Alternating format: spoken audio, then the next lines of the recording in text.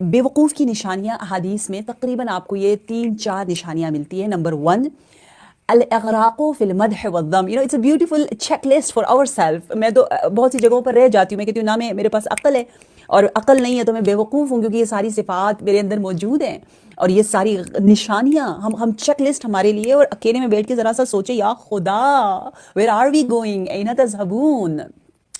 अल-इग़राक़ु फ़िल मदह वज़्ज़म, जो मदह व ज़म में मुबालगा करे, जिसके पास मॉडरेशन ना हो, वो बेवकूफ़ है, क्योंकि किसी की या बहुत ज़्यादा तारीफ़ करता है या बिल्कुल इसको गिरा देता है। पता है मौला अमीरुल मोमिनीन अलैहिस्सलाम ने क्या फरमाया कि जब आप किसी से दोस्ती करो, बेशक आप बहुत ही बड़े आरिफ से दोस्ती करो, बहुत ही पायस इंसान से दोस्ती करो, एक विंडो खुला ही रखो कि शायद उससे कोई गलती हो जाए, शायद कोई गलत फहमी हो जाए, शायद वो मुझ पे कोई तहमत भी लगा दे, शायद वो मेरी कोई बात न समझे और नाराज़ भी हो जाए, लेकिन मैंने फिर भी उसके साथ बेहतरीन रहना है। यानी ज़्यादा तवक्को ना रखें। हमारे यहाँ ये बहुत होता है कि स्पेशली टीचर्स हैं या आलिम हैं या कोई है, उससे आप बहुत ज़्यादा तवक्को रखते हो कि ये तो बिल्कुल ही परफेक्ट होगा, और फिर वो ज़रा सब तवक्को से कम होता है तो आप फिर उसकी बहुत ज़्यादा बुराइयाँ करने लगते हो, उसको बिल्कुल ही गिरा देते हो। ये बेवकूफ़ी की अलामत है। ठीक है, मैं अक्सर मिसाल देती हूँ, दामाद की शुरू में तो बड़ी तारीफ़ें करते हैं, बहू को कहते हैं वाह क्या बहू इतनी खूबसूरत है, और बाद में वही बदसूरत लगने लग जाती है। ये हिमाकत है, नंबर 1। नंबर 2, अहमकुन्नास मन ज़न्न अन्नहु अक़लन्नास। अहमक तरीन वो है, हदीस कह रही है, जो ये सोचता है कि मैं बहुत ही अक्लमंद हूँ।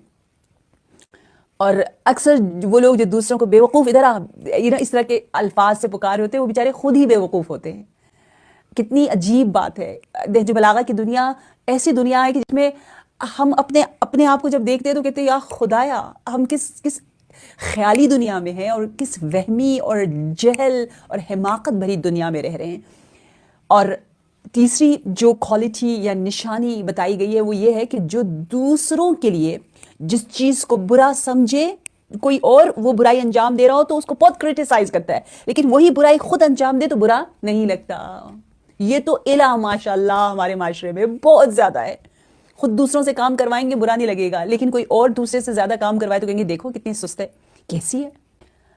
और फिर बहू और सास और बेटी का आ जाता है कि बहुत सी सासें कहती हैं कि बिल्कुल मेरी बेटी की तरह है, लेकिन इतना फ़र्क रखती है। कोई और फ़र्क रखे बेटी और बहू में तो उसको बहुत बुरा लगता है, लेकिन खुद फ़र्क रखे तो बुरा नहीं लगता। या ट्रैफिक के रूल्स में देखें, कोई और सिग्नल तोड़े तो हम बहुत ही क्रिटिसाइज करेंगे, लेकिन खुद तोड़ेंगे तो कोई ना कोई एक्सक्यूज़ बयान करेंगे। खुद बहुत से रूल्स को तोड़े होते हैं।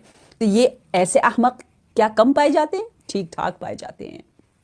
तो यहाँ मौला ये फरमाना चाह रहे हैं कि इनसे दोस्ती ना करो, और इनके साथ इंशाल्लाह आगे हम पढ़ेंगे दोस्ती के बारे में, वहाँ मैं बताऊंगी कि क्यों इनसे हम करीब ना रहें, क्योंकि ये बहुत